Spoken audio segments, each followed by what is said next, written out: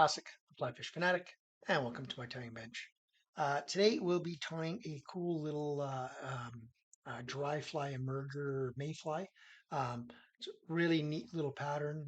Floats really high up. It's got a nice big sighter on it so you can see it. Great river fly. Done okay with it in the lakes as well, but there's definitely better river fly for rainbow trout. So let's get her going. It's fairly simple tie. There's a little bit of playing around with the thorax post area, but not bad. So today in the vise, we'll be using a Hens. I should have probably prepped that before. Prepped everything else with the hook. Hens BL550, size 10, 12, 14. This one's going to be a size 12. Clinky hook. I really like these clink hammer hooks. If you guys watch any of my videos, you'll know it's probably one of my favorite hooks from Hens. So we will be using some nymph body for the body. We'll be using some green Hens CDC for the thorax section, and then for the post, using some Semperfli, just a um, foam post or a foam. It's actually a booby eye. So, and as always, Semperfli NanoSilk, this time in black. And it's not like as always. I also use the classic wax, which is great. But okay, so just attach my thread as always. Just come forward to about where I want the body to stop, about there, give or take. And I'm going to attach this nymph body. Now, I always like doing it with the sticky side up, all the way back to where I want my body to start. See there. Come back over top of it. And then as I turn, it makes it the right side up. Now, leading edge, just want it to touch. I don't want to overlap here. I would definitely, you want that segmented look from that black, right?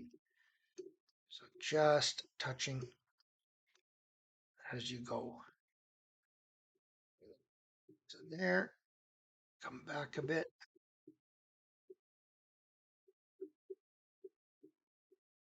Tie that down.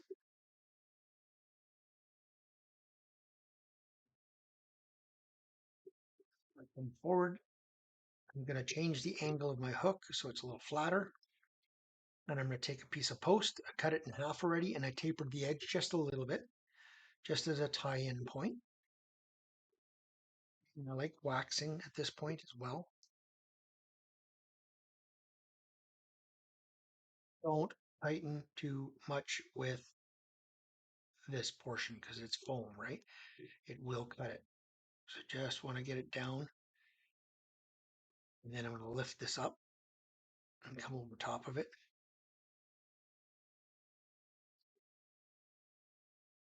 Down a little bit one more time. The only time that I find I really have to be careful with NanoSilk is at this, doing stuff like this. So now I'm just going to go right under that post to just create a little bit of a red dam, if you want to call it, just so it helps hold it up. And then I'm going to go back behind it, create a bit of a dam right up against that post. If anything, I want it leaning slightly forward. So about like that. So now I'm going to go behind it. I'm going to get my dubbing tool, my dubbing twister, spinner. I'm going to do a good long dubbing loop here. Not too long, just enough that I can get my materials into the loop, my CDC. I'm going to go over top of my dubbing loop there to make sure I tie this down nicely. Okay. And then what I like doing, I'll just let go of that for now. I like just putting in a half hitch or a couple turn whip finish there, just so my thread doesn't get knocked down. Now I'll take my loop material here, And I'll put my spinner in it.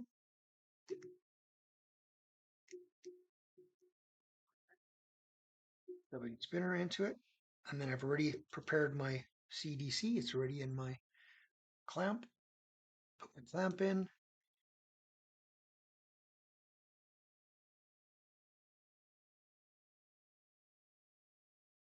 We'll give it a big of a turn here. Not too fast, you'll throw it all out.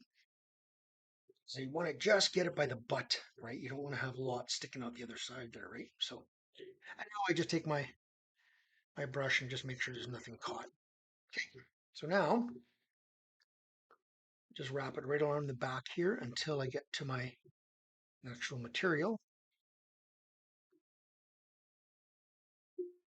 And then I'm going to go over, in the front, under, and round back, over, over, and then now I'm going to like parachute almost, going to go right just around that post. Once, twice, lift all this material back and tie it off with my thread. Tie off that dubbing loop, right? Once that dubbing loop's been tied off, I can spin it from each other. Just make sure it's on there right.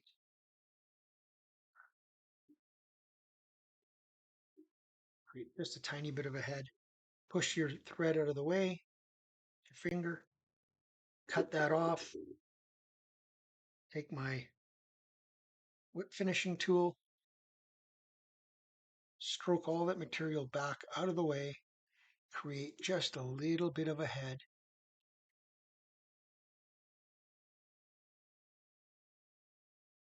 There's your finished fly. I will brush it out just a little bit. All it's not trapped. And there it is. See if I can focus in on that underbody for you there. So that's all the fish will see is that plus the body hanging down, right? So that's it. Now that post is a little long for my taste. I would cut this. It's just more of a cider. It does help with flotation as well, but I would cut this down to about there. A little bit easier for casting purposes and so on as well. So, and that's it. It's a fairly simple fly. Um, you just got to make sure that when you're putting that CDC in that you do go a couple of times around, not just over and over figure eight, but around that post. That'll help really splay this out and make it lay like it is, right? And once it gets wet, this will float obviously because of the CDC and the post, and the body will sink into the water. So it's going to be a merger style, but these really look like legs, and because it's CDC, they move a lot with the wind and with the waves and stuff. So it looks very natural. So. Right. Hope you guys enjoyed that video. Like I said, it's a great little river pattern. It does work on the lakes as well, but really does well on the rivers. I switch up my post color, and I switch up my body and my CDC color. I do 4 or 5 different colors. I like a totally black one. I like browns. I like tan. I like green, and then I'll match the body to suit. Usually, I stick with either a pink, white, or yellow cider. I just find for my eyesight, I find that that's the easiest for me to see, especially yellow and pink are the two that really stand out for me.